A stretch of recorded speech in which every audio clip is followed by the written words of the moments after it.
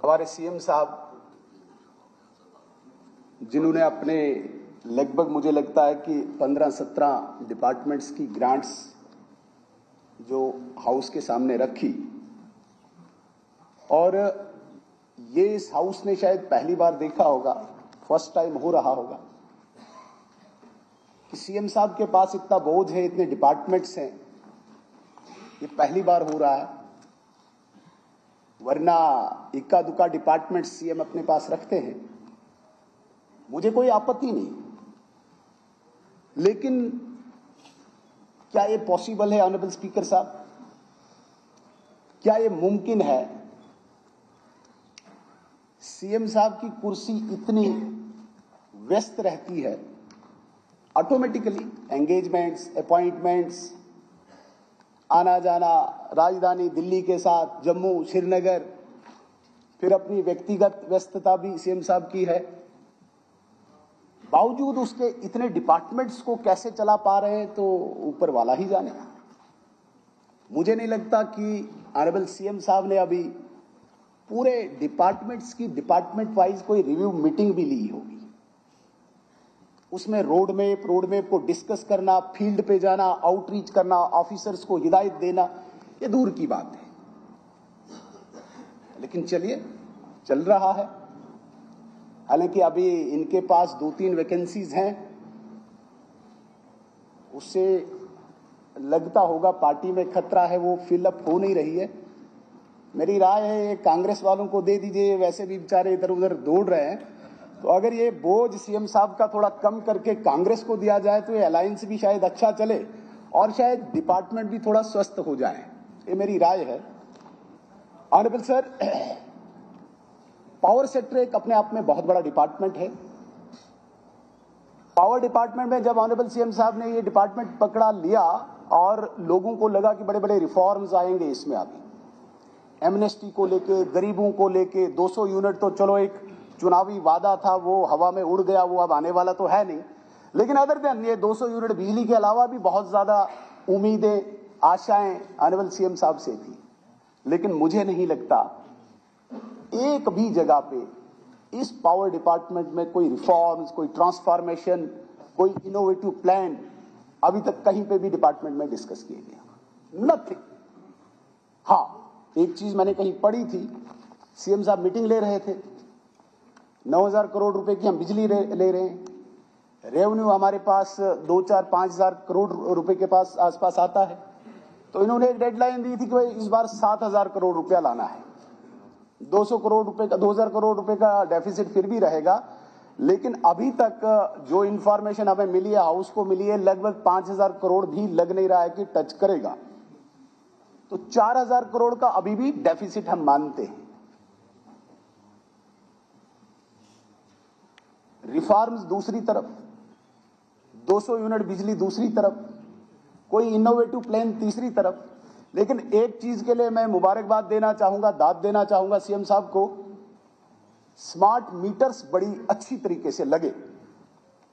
ये आदरणीय नरेंद्र मोदी जी ने बहुत देर पहले कहा था कि पारदर्शिता और दूरदर्शिता स्मार्ट मीटर्स से आएगी,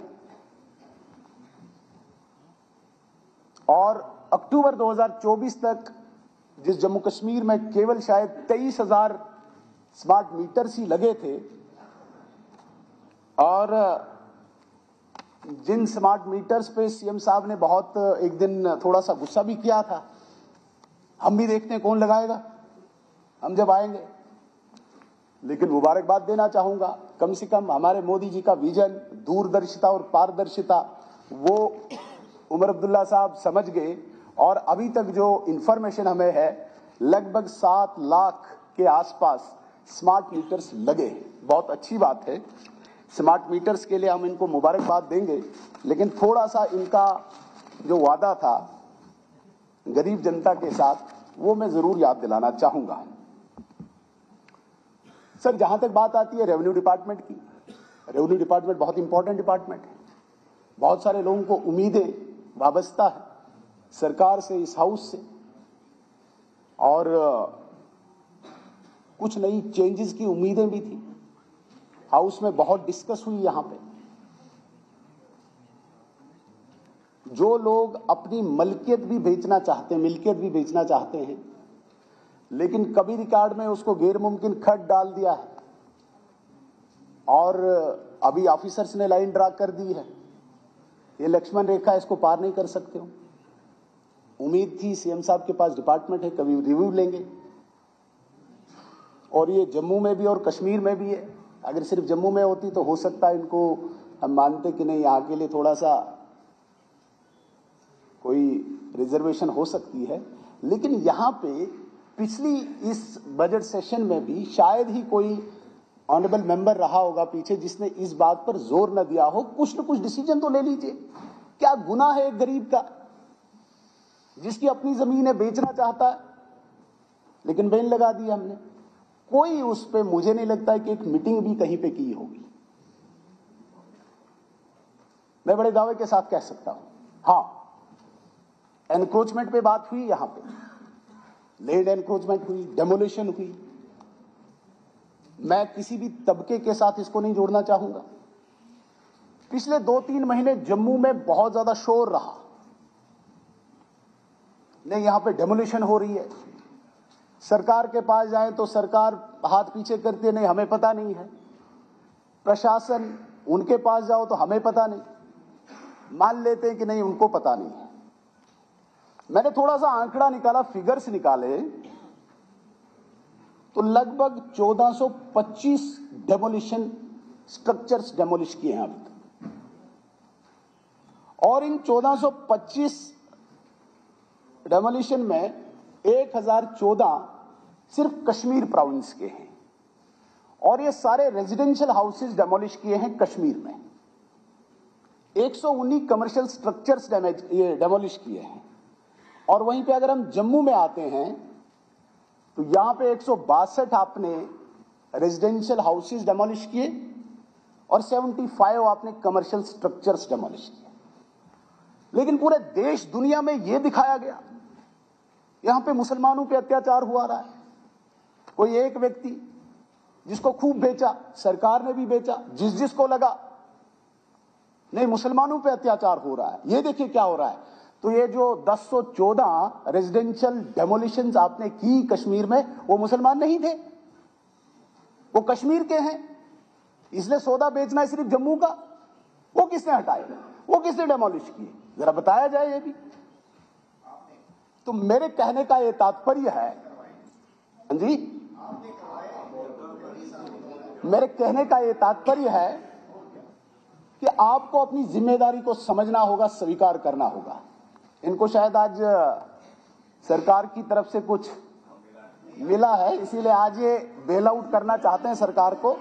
सवाल ये पैदा होता है, जो सरकार ये खुद कह रही है, कि हमने अपने इस टेन्योर में, इस 1.5 साल के टेन्योर में 1425 स्ट्रक्चर्स डेमोलिश किए, और आज भी हमें मतलब तकलीफ हो रही है इस बात को कहने में, आज भी हम वहां पे भेज रहे हैं इस बात को।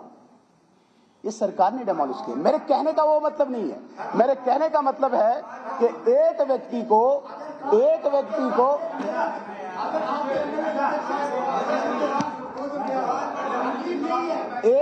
को आपने ऐसा बेचा, मुसलमान पे जुल्म हो रहा है, और उसी व्यक्ति का ये कहना है कि जो सरकार के बड़े बड़े लोग मेरे पास आए थे, मुझे बड़े बड़े वादे किए थे, आज वो सरकार के लोग ना मुझे फोन उठा रहे हैं, ना मुझे दिख रहे हैं। वही व्यक्ति उन्होंने मीडिया में भी कहा। तो सवाल ये पैदा होता है कि आपको अनबाइस्ड वे में एनक्रोचर इज एनक्रोचर, और देखिए ये हम सब 90 लोगों की जिम्मेदारी है। जहां पे लैंड एनक्रोच हो रही है, हमें इसको किसी दूसरे प्रिज्म से नहीं देखना चाहिए, रीजन या रिलीजन के प्रिज्म से नहीं देखना चाहिए। ये आने वाली पीढ़ी के लिए, आने वाले भविष्य के लिए हमारी एक धरोहर है, और इसको भी हम रंग भेद, नस्ल और हुकूमत है पिछले 5 सालों में, गवर्नमेंट को सस्पेंड किया आपने। 5 लाख कनाल जो आप हेक्टर पढ़ रहे हैं ना, 1400 का 5 लाख कनाल स्टेट में एनक्रोच किया। नहीं, आप चाहते हैं कि एनक्रोचर्स, आप लेजिटिमेट कर रहे हैं एनक्रोचर्स को। आप लैंड ग्रेबर्स को, आप लैंड ग्रेबर्स को लेजिटिमेट कर रहे हैं क्या? आप जस्टिफाई कर रहे हैं। वहीद साहब ये जस्टिफाई कर रहे हैं, लेजिटिमेसी दे रहे हैं उनको। जो लैंड ग्रेब करेंगे, ये देखिए पीडीपी की चाल, ये देखिए पीडीपी, इनका दोहरा चेहरा। लैंड ग्रेबर्स को प्रोटेक्ट करने के लिए उठे, लैंड ग्रेबर्स को प्रोटेक्ट। बोलिए आप बोलिए। मैं ये कह रहा हूं कि किसी भी प्रिज्म से नहीं देखना है, रीजन और रिलीजन से। पीडीपी के पेट में दर्द हो गया, लैंड ग्रेबर्स की प्रोटेक्शन में खड़े हो गए, बाकी किसी की भी प्रोटेक्शन में नहीं है, खड़े हो जाते हैं। यहां पे इनको बड़ी तकलीफ हो रही है, ये मुझे समझ नहीं आ रहा है।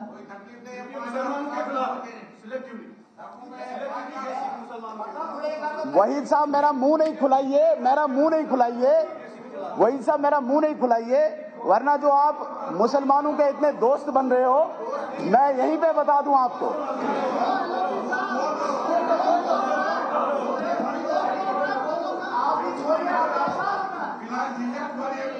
ऑनरेबल सीएम साहब, ऑनरेबल स्पीकर साहब, सीएम साहब के मैं और वादे याद दिलाना चाहता हूं।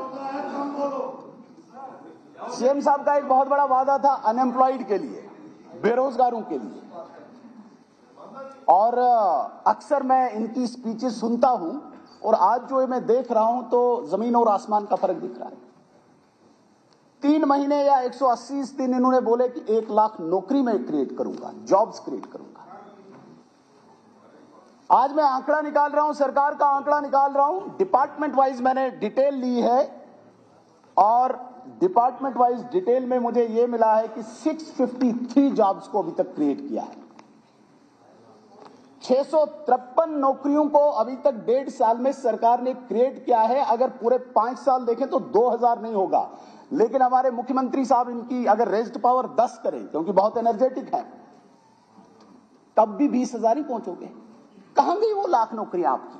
और बदले में 24,000 नौकरियां बेच दी आउटसोर्स करके।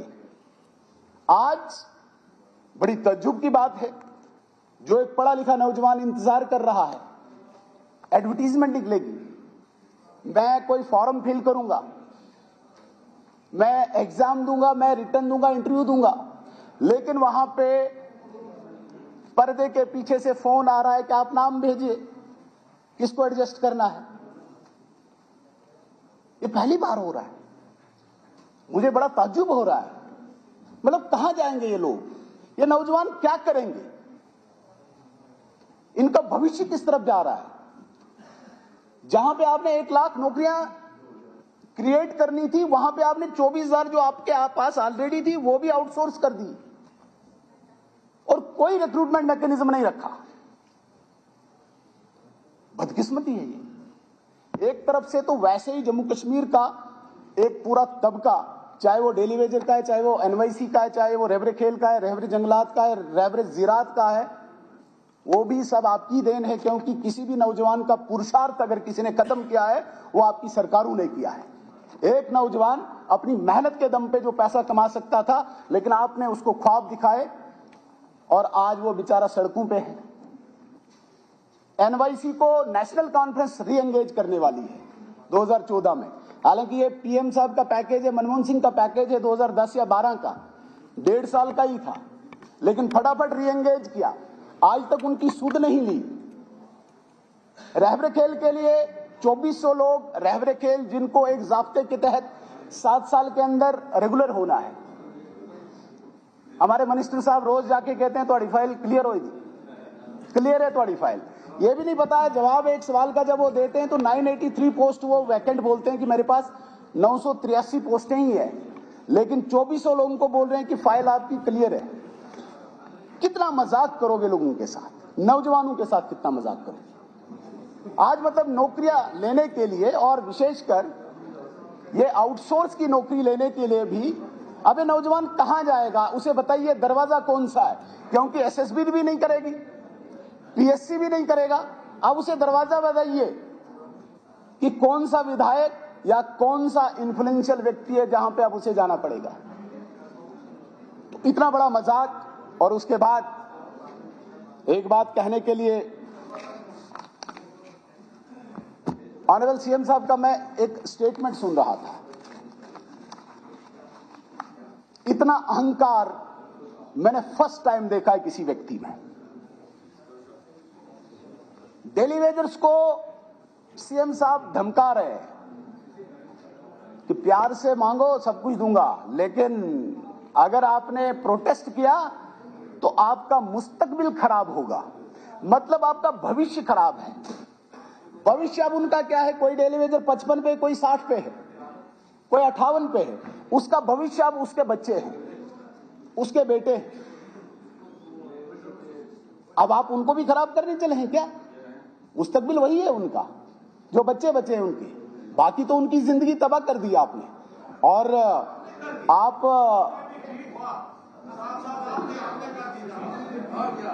जो एक अभिव्यक्ति की आजादी होती है, फ्रीडम का एक्सप्रेशन होता है, जिसे हम कहते हैं कि कोई भी मांग कर सकता है, डेमोक्रेसी है, सीएम है, पीएम है, हम तो मांग कर सकते हैं। लेकिन सीएम साहब की शान में कोई गुस्ताखी करे फिर तो अहंकार निकलता है, प्रकट होता है। इतना अहंकार आम जनमानस, अरे आप बैठिए ना,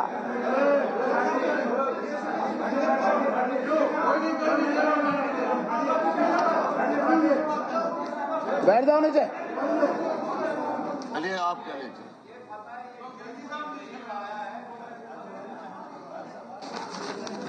हम किसी भी व्यक्ति की अभिव्यक्ति को छीन नहीं सकते हैं सर,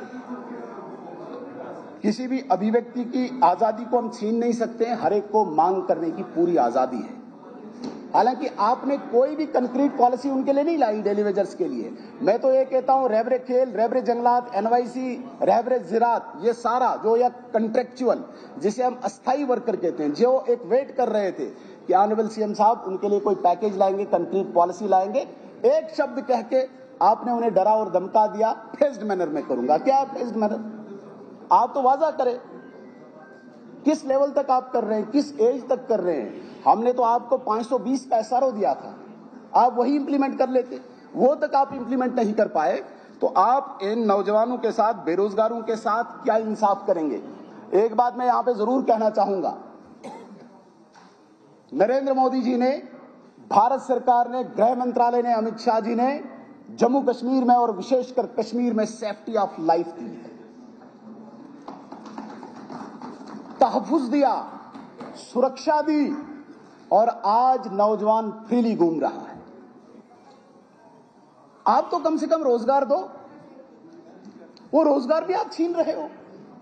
अगर नरेंद्र मोदी जी ने सुरक्षा दी, अगर नरेंद्र मोदी जी ने तहफ्फुज दिया, सेफ्टी ऑफ लाइफ दिया, क्या उमर अब्दुल्ला साहब की सरकार रोजगार नहीं दे सकती? आपकी इतनी जिम्मेवारी, हम इतनी जिम्मेवारी आप पे सौंपते हैं कि जो नौकरियां आप बेच रहे हो आउटसोर्स के माध्यम से, वो नौकरियां आप उन लोगों को दे दो जिनको सुरक्षित रखा नरेंद्र मोदी जी ने। लेकिन इसमें भी कष्ट हो रहा है इनको, इसमें भी तकलीफ हो रही है इनको। ऑनरेबल स्पीकर सर, टूरिज्म में इसमें कोई शक नहीं कि थोड़ा सा डिक्रीज हुआ जब 22 रन का वाकया हुआ, लेकिन जितने भी इन्होंने प्रयास किए, ऑनरेबल सीएम साहब ने पता नहीं अहमदाबाद, चेन्नई, वेस्ट बंगाल, कलकत्ता, कई फॉरेन वारन भी, रिजल्ट कोई नहीं दिखा, ग्राउंड पे रिजल्ट कहीं नहीं दिखा। अब ये पर्सनल ट्रिप थे या सचमुच पर्यटन को आकर्षित करने के लिए, अट्रैक्ट करने के लिए वो फेयर्स वहां पे हो रहे थे, वो नहीं पता हमें। लेकिन सवाल ये पैदा होता है कि अगर आपके पास एक संतुलित, एक बैलेंस आपके पास विजन है, ठीक है, इस जगह पे ये हादसा हुआ है, यहां पे डर पैदा हो सकता है, यहां पे पर्यटक नहीं जाएंगे, टूरिस्ट नहीं जाएंगे, तो वजह क्या है? अगर हम दूसरी जगहों को एक्सप्लोर करें, वो विजन नहीं है।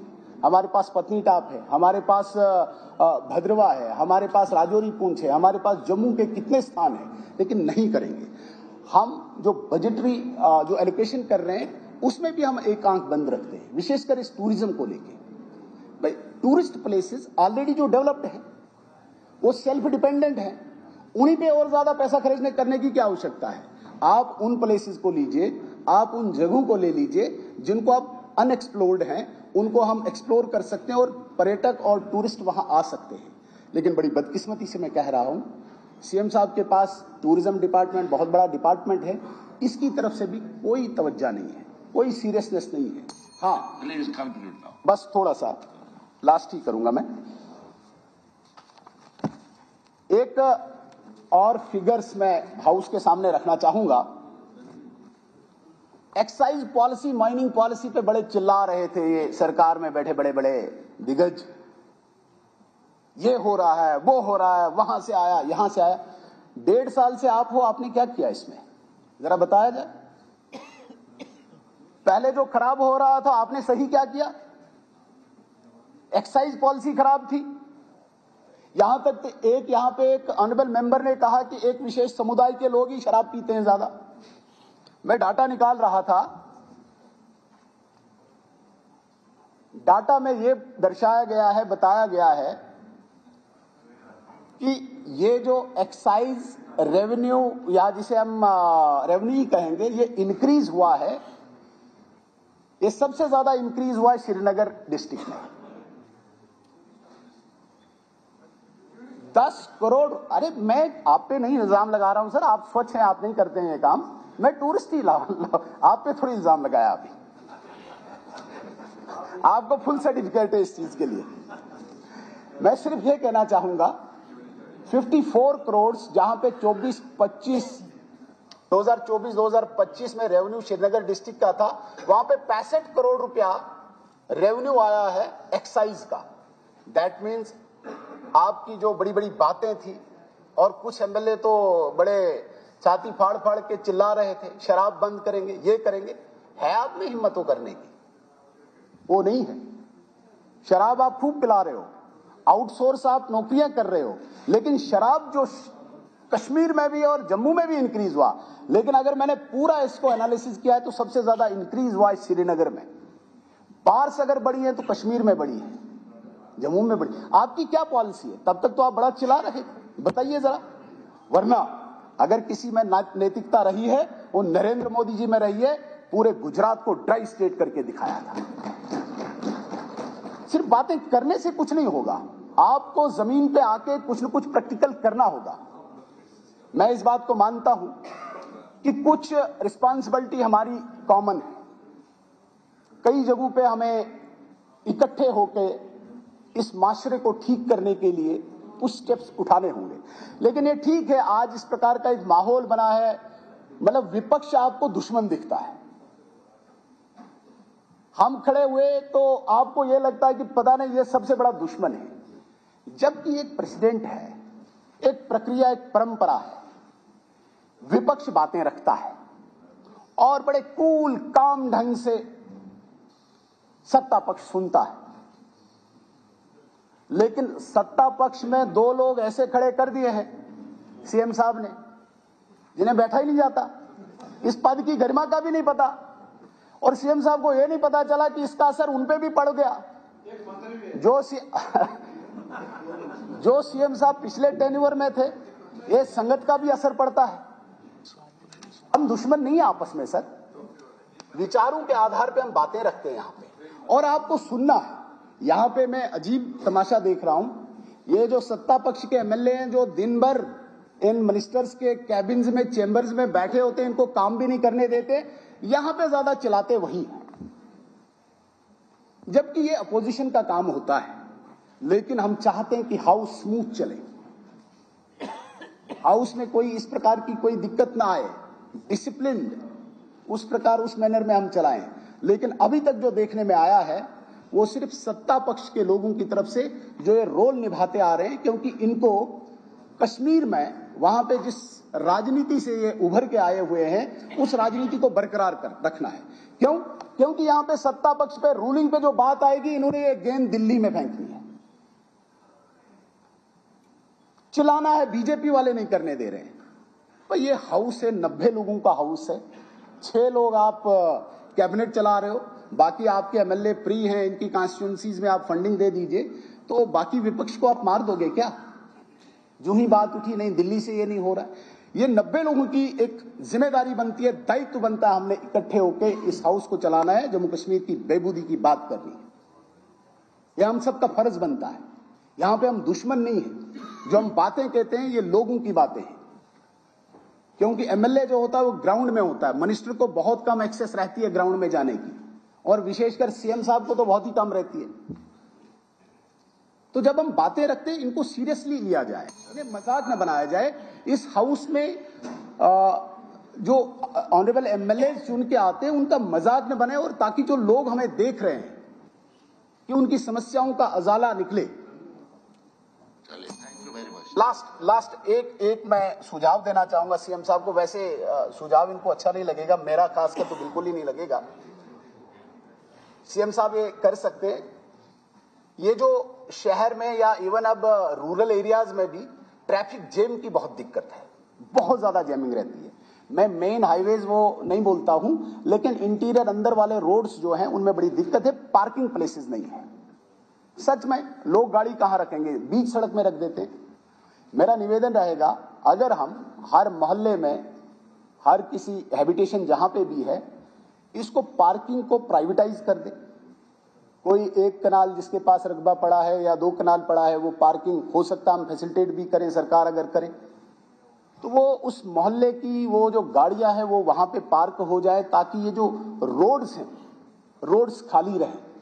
तो मेरा सुझाव रहेगा, अगर सरकार को ये पसंद आता है तो बहुत अच्छी बात है, नहीं तो जैसे चल रहा है चल ही रहा है। मैं अंत में एक लास्ट बात कह के अपनी वाणी को विराम दूंगा।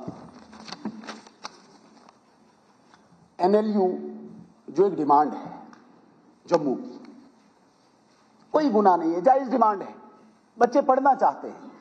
सीएम साहब ने कह दिया नहीं, आईआईटी जम्मू आया तो कश्मीर में कोई सड़क पे नहीं आया, आईआईएम जम्मू आया तो कश्मीर में कोई सड़क पे नहीं आया। मतलब सड़क पे आना और इसको कंपेयर एजुकेशन इंस्टीट्यूशन के साथ करना, ये कहां की बुद्धि और विवेक है। अगर कश्मीर के बच्चों ने आईआईटी नहीं मांगा तो नहीं मांगा, उसमें क्या दिक्कत है। आईआईएम नहीं मांगा तो नहीं मांगा। जम्मू के लोग, जम्मू के बच्चे मांग रहे हैं, तो इसमें क्या कंपेयर करना है कि उन्होंने नहीं मांगा था तब इसलिए आपको नहीं मिलेगा। शिक्षा का संस्थान है, एजुकेशन का इंस्टीट्यूशन है, और डिस्क्रिशन है सरकार के पास। राजकीय विश्वविद्यालय है, स्टेट का यूनिवर्सिटी है, 2 दे सकते हैं, कोई दिक्कत ही नहीं है। लेकिन इसको भी उसी प्रिज्म से देखना। उस रीजन का मैं निवेदन करना चाहूंगा। बच्चे शिक्षा का संस्थान मांगते हैं, थैंक यू। इसलिए आपसे निवेदन है कि एक एनएलयू यहां पे भी घोषणा करके एक थोड़ा सा बड़े दिल का भी मुजाहिरा करे सीएम साहब। सिर्फ इसी एक शेल में घूमे रहना, रीजन रिलीजन इसी में, तो ये कोई बड़प्पन नहीं होता है। इतना ही कहकर मैं अपनी बात को खत्म करता हूं।